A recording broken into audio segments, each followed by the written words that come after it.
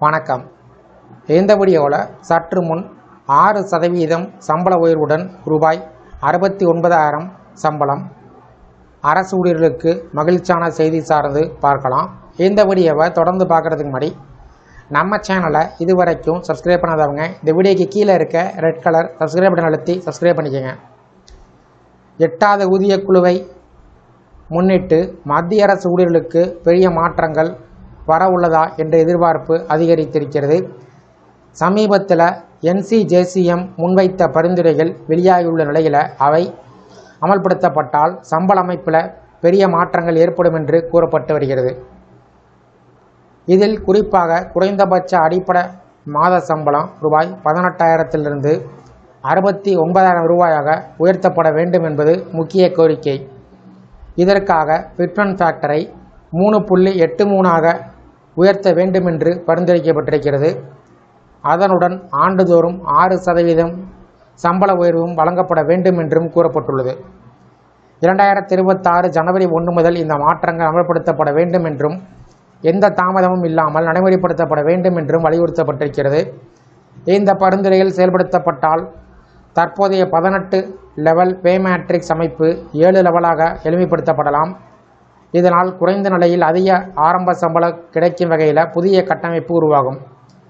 அடுத்த நிலையில் சம்பளம் ரூபாய் 83,200 முதல் ரூபாய் 1.12 லட்சம் வரை உயரும் என்றும் மிட் லெவல் ஊழியர்களுக்கு ரூபாய் 1.35 லட்சம் முதல் ரூபாய் 2.15 லட்சம் அல்லது அதற்கு மேல் ஆரம்ப சம்பளம் கிடைக்கும் வாய்ப்பு உள்ளன. இதேபோல் ஹவுஸ் ரெண்ட் அலவன்ஸ் HRA குறைந்தபட்சம் 30% நிர்ணயம் செய்யப்பட வேண்டும் என்றும் பெருநகரத்தில் அதைவிட அதிகமாக வழங்கப்பட வேண்டும் என்றும் பரிந்துரைக்கப்பட்டிருக்கிறது. கூடுதலாக காப்பீட்டுத் திட்டங்கள் மேம்படுத்தப்பட வேண்டும் என்றும் பணிக்காலத்தில் உயிரிழந்த ஊழியர்களுக்கு அதிக இழப்பீடு வழங்கப்பட வேண்டும் என்றும் குறிப்பிடப்பட்டிருக்கிறது. ஓய்வூதிய அமைப்பில் முக்கியமான மாற்றங்கள் கோரப்பட்டிருக்கின்றன. 2004 ஜனவரி 1க்கு பின்பு பணியில் சேர்ந்தோருக்கு பழைய ஓய்வூதிய திட்டத்தை மீண்டும் அமல்படுத்தப்பட வேண்டும் என்பது முக்கிய கோரிக்கை. ஓய்வூதியம் கடைசியாக பெற்ற சம்பளத்தின் 67%ஆகவும் குடும்ப ஓய்வூதியம் 50%ஆகவும் நிர்ணயம் செய்யப்பட வேண்டும் என்று பரிந்துரைக்கப்பட்டிருக்கிறது.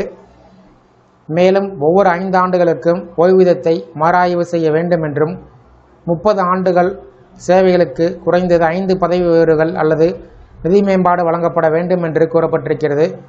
பெற்றோர் பராமரிப்பு விடுப்பு, தந்தை விடுப்பு காலம் ஆகியவற்றை நீட்டிப்பதுடன் மகப்பேறு விடுப்பை 240 நாட்களாக உயர்த்தவும் பரிந்துரைக்கப்பட்டிருக்கிறது.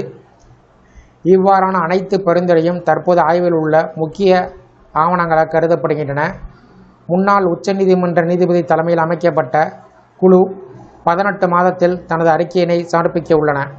அதற்கு பின்பு மத்திய அரசு இறுதி முடிவை எடுக்கும். எனினும் இந்த பரிந்துரைகள் அனைத்தும் இன்னும் உறுதி செய்யப்படாதவை என்பது குறிப்பிடத்தக்கது. அவை முழுமையாக அல்லது பகுதியளவில் ஏற்றுக்கொள்ளப்பட்டாலே மத்திய அரசு ஊழியர்களுக்கு உண்மையான சம்பள உயர்வு மற்றும் நலன்கள் கிடைக்கும். இருப்பினும் தற்போது வெளியாகியுள்ள இந்த தகவல்கள் ஊழியரிடம் பெரிய நம்பிக்கையையும் எதிர்பார்ப்பையும் உருவாக்கியுள்ளன. இந்த வீடியோ குறித்த உள்ள கருத்துக்களை கமெண்ட் செக்ஷனில் கமெண்ட் பண்ணுங்கள். இந்த வீடியோ பிடிச்சிருந்தா வீடியோக்கு ஒரு லைக் பண்ணுங்கள். இந்த வீடியோவை அனைவருக்கும் ஷேர் பண்ணுங்கள். நன்றி.